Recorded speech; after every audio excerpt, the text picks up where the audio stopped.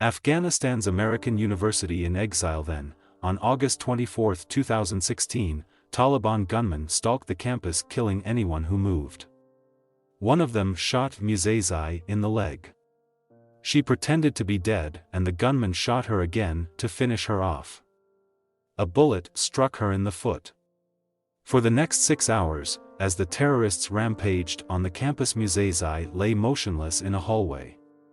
The Taliban killed a total of 15 students and staff that day. The university was a prominent symbol of the American presence in Afghanistan, which made it an appealing target for the Taliban.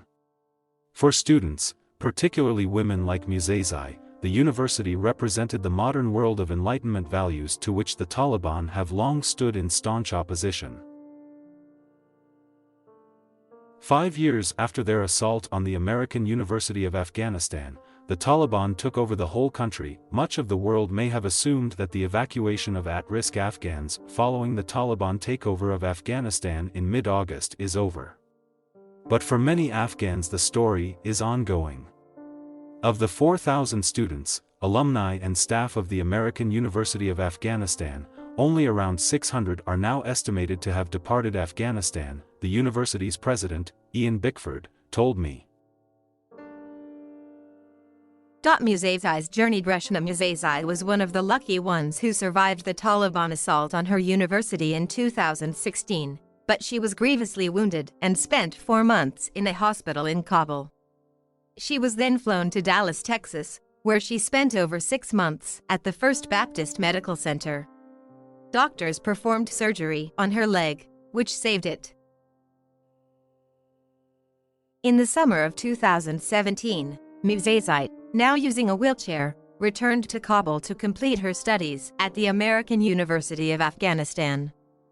The following year at her graduation ceremony, the audience stood up and applauded when 28-year-old Musazai accepted her degree. Musazai told me that during the years that followed, like many of the students, staff, and alumni of her university, she was worried by the military advances that the Taliban were making in Afghanistan, especially after U.S. President Joe Biden announced in April that the total withdrawal of U.S. troops from the country would be completed by the 20th anniversary of the 9/11 terror attacks. In the months following Biden's announcement, most U.S. troops pulled out of Afghanistan, as did thousands of allied NATO troops and more than 15,000 contractors, which precipitated the collapse of the Afghan military and government. On August 15, as the militants rolled into Kabul, a family member told Musazai, "The Taliban are here." Musazai was in shock. Someone from the American University of Afghanistan texted Musazai and told her that she and her brother could get on a flight out of the country. On August 17, Musazai went to Kabul airport, where many thousands of desperate Afghans were jammed up against the walls and gates of the airport trying to get out. The Taliban were firing guns in the air to try to control the crowds. Musazai was frightened. She had found the sound of gunfire especially terrifying ever since the attack at the university. Musazai's brother helped her with her bags and wheelchair, and they got on a flight that took them to Doha, the capital of Qatar. There they settled in a gated community of houses that the Qatari government had built to house players playing in the Soccer World Cup, which will take place next year in Qatar. The fortunate few also staying at the housing complex were 7 Afghan female business students from the American University of Afghanistan. Unlike Musazai, their names have not been made public, so we are not identifying them. The students had to make snap decisions to leave their families behind and make the difficult choice to leave Afghanistan quickly. Their families urged them to continue their studies, even if it meant leaving their country forever. The students told me that they were unable to get through the bedlam at the airport gate by themselves. The university told them to contact Qatari diplomats located in the upscale Serena Hotel in Kabul, who would help them navigate their way to the airport. The students gathered at the hotel and were escorted to the airport by Qatari government officials, who maintain cordial relations with the Taliban. On August 19, they arrived in Doha, where they joined an exodus of their fellow students. As of this month, Around 450 current students have left Afghanistan, while 375 remain there, says Bickford, the American University of Afghanistan's president.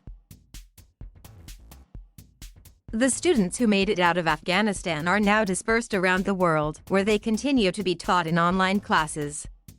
109 of the students attend the American University of Iraq in Sulaymaniyah, while 106 are at the American University of Central Asia in Bishkek, Kyrgyzstan, and others are in countries such as Pakistan and Turkey.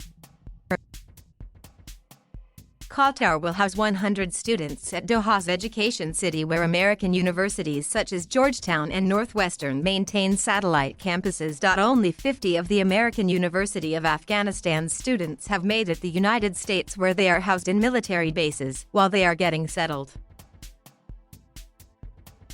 The 7 female business students who made it to Doha are now living on the military base at Fort Dix, New Jersey. From there they will go on to attend Bard, a small, highly regarded liberal arts college in upstate New York. Musazai remains in Doha. The injuries caused by the Taliban have complicated her ability to travel. Much of her immediate family did get to the United States, and they are now living at a military base in the Midwest. Musazai hopes to continue her studies in the United States in a master's program on human rights law. It's a career path that would not likely be available to her in Taliban-controlled Afghanistan. Thank you for watching. Please subscribe.